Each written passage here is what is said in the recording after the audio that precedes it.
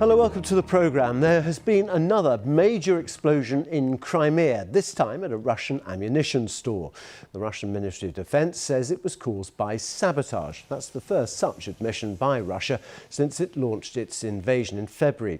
Well, these are the latest pictures to come from the scene. A plume of smoke rising above the Jankoi in Crimea, a part of Ukraine that was annexed by Russia in 2014. It's the second time in a week that Russia has reported explosions at a military base there. A Russian airfield at Saki was severely damaged last Tuesday in a series of explosions which destroyed at least 7 aircraft. It hasn't yet been confirmed that Ukrainian strikes were responsible for those incidents. Well, Crimea's Moscow-appointed governor said at least 2 people were injured in the latest incident today, and all the passenger trains coming from Russia had now been stopped. As of now, the information we have is that 2 people were injured. 1 man was hit by a shrapnel fragment. The other wounded person was buried under a wall. I've ordered a 5-kilometre zone to be closed off. The evacuation of all civilians from within this 5-kilometre zone is underway.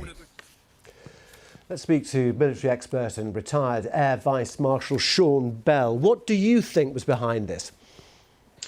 Well, I think first we must understand the context. Crimea is clearly where Russians are providing military lines of communication up into the conflict in southern Ukraine. So it's evidently a keen target for the Ukrainians. It could have been the Western weapons that we've been supplying, although it's quite a long way for those to reach. It could have been a special forces mission. It could have been drones. It could have been sabotage. The one thing it's almost certainly not is an accident. I think particularly a week ago, when the Russians claimed that there was an accidental explosion. If you look at the satellite imageries, it's pretty evident there's been some surgical strikes against military equipment. And so this is a very carefully calculated and very effective targeting of Russia's rear resupply area for that conflict in the south.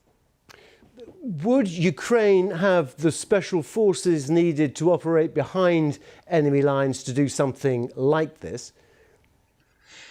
I think the answer is yes. I mean, the whole country, because of its background, has a mix of Russians and Ukrainians that are endemic in the population. So it's quite difficult to target exactly who is friend and foe in this conflict. But it will be conjectured to try and establish. I mean, none of the military sources I have know whether they were special forces, but there is no doubt at all that the key element here is President Zelensky has been fighting a war of attrition in the Donbass, a war where, despite heroic fighting, gradually they've been ceding ground to the Russians in a conflict which is very difficult for Zelensky to win. What he's very effectively done, though, is try to seize the initiative by stating publicly he wants to liberate Kherson.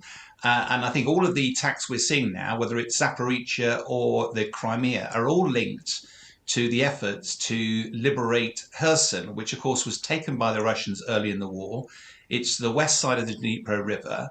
The Ukrainians have been blowing the bridges on the Dnipro River to isolate the Russian forces there. The Russians have still been firing on them from the east bank, but of course they're vulnerable.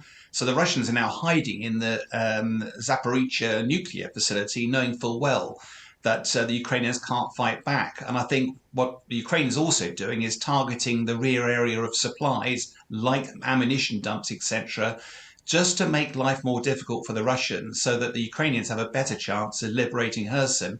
And the timeline is critical because in a few weeks' time, the weather will turn in Ukraine, we'll head towards winter, maneuver warfare will be a lot more difficult. And I think we're seeing some posturing here from both sides trying to get a favourable position before the winter pause comes about. So much of the information coming out from both sides, of course, is propaganda. It always is in war. It's difficult to actually ascertain precisely where the truth lies. But presumably, I mean, we hear about poor morale within Russian forces, and something like these attacks in Crimea will exacerbate that, won't it, in terms of not knowing quite how these things have happened, who's behind it, and that they're always vulnerable. I think you're absolutely right, but a lot of this depends on the information you're being fed. And of course, the Russians are controlling the flow of information to their own domestic audiences.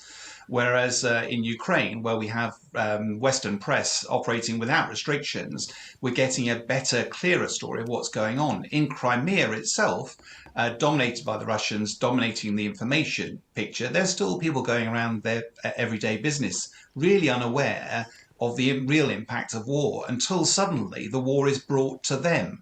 And that's what Ukrainians are doing very effectively, is just making clear that just because you're not on the front line doesn't mean you're safe. And inevitably, that will have an impact not only on the morale of those people in Crimea, although to be fair, there's a long history of suffering on Crimea in various wars. So I don't suppose that'll make a great deal of difference. But in terms of the soldiers, a lot of conscripts in the Russian army now find themselves at the far extremities of reach in Kherson. They're in unfamiliar territory. They're surrounded by Ukrainians. It's not a friendly environment for them. They're occupying power and now find themselves potentially isolated when they're not professional soldiers. They don't have professional soldier training, and that will make life very difficult for them. But I would not underestimate the challenge of retaking Kherson. It's very difficult to conduct urban warfare. There's a lot of fighting lies ahead. Mm-hmm. Okay. Sean Bell, thank you very much indeed for joining us here on BBC News.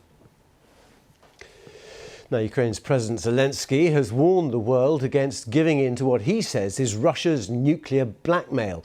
He was talking again about the Zaporizhia nuclear power plant, which has been occupied by Russian forces. This is it in a satellite image here. Both sides, Russia and Ukraine, accusing each other of shelling areas nearby. Kyiv saying that Moscow has hidden ammunition at the site, effectively holding it hostage. International nuclear inspectors are trying to reach the plant, but haven't yet been able to do so. With the latest, here's our correspondent in Kyiv, Ugo Bashega. President Zelensky again used his nightly address to talk about the situation at the Zaporizhia nuclear power complex. He accused Russia again of terrorism and of nuclear blackmail, and urged countries around the world to impose more sanctions on Moscow. Now, for days, Russia and Ukraine have traded accusations of who is to blame for shelling the complex. The Ukrainians accuse Russia of turning this nuclear facility into a military base, using it to launch attacks against Ukrainian targets, knowing that Ukrainian forces are unlikely to retaliate. The Russians reject those accusations. They say Russian troops are there protecting this nuclear facility, but this level of military activity around a nuclear facility has raised fears of a catastrophe. There have been growing calls for Russia to allow international monitors to visit this nuclear facility, but so far there are no signs that any kind of deal can be reached, at least for now. Hugo Bashega in Kyiv. Well, Ukraine says that the situation on the front line hasn't changed dramatically in the past few days. Clashes in the eastern Donbass region and also around Kharkiv in the south. One agreement, though, between Russia and Ukraine does appear to be holding. That is the deal under which Ukraine was able to resume exports of grain by sea. This was the first grain ship leaving Ukraine to take a cargo to Africa since the Russian invasion in February. The Brave Commander is one of 5 vessels which have been cleared to make that journey.